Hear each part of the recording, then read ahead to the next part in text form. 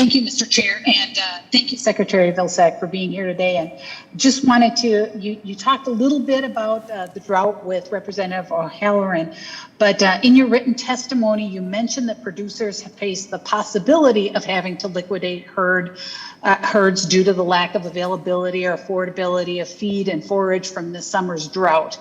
In my district, that was not just a possibility, it was reality. Nearly all of my state has had some kind of abnormally dry conditions and over 3/4 in severe drought.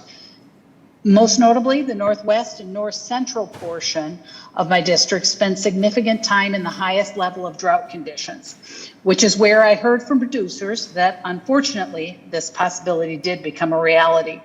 To this day, portions of that northern point are still in D3 extreme drought.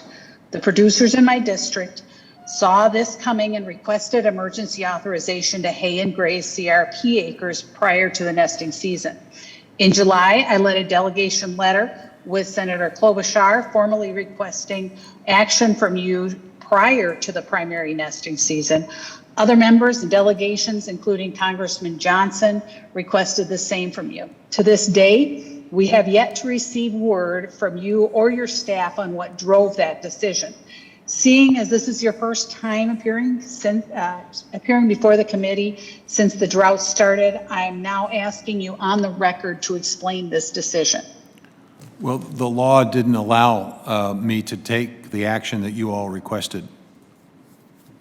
Then, Secretary, what specifically in that 2018 bill, because I think you're referring to the 2018 Farm Bill, what specifically there prevented you from doing that? Well, I can get you the chapter and verse, Congresswoman. I don't have it on the top of my head, but I will tell you that staff indicated to me that I didn't have the authority to do what you were asking me to do, that it would require a law change.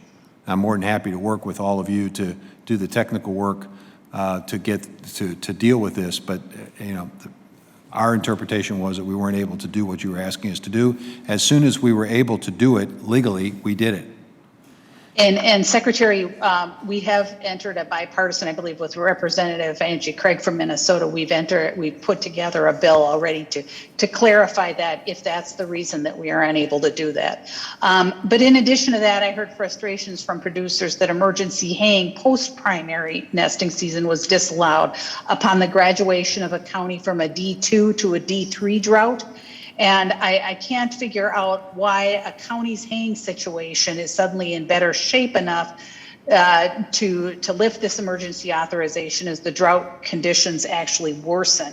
Can you explain for the producers in my district why that decision was made and where in law that we need to make those changes? I'm happy to look into that circumstance. That doesn't sound right to me either, Congresswoman. I'm happy to look into that. Okay, well, I would certainly appreciate some kind of a written response to that, because that is a huge concern. We just could not figure out why exactly that was the case. But this does tie back to one of the biggest concerns from producers in my district. And, I heard from producers over and over about the confusing and at times conflicting information from the USDA as to what resources were available to them, what practices they can do when, and it goes on and on.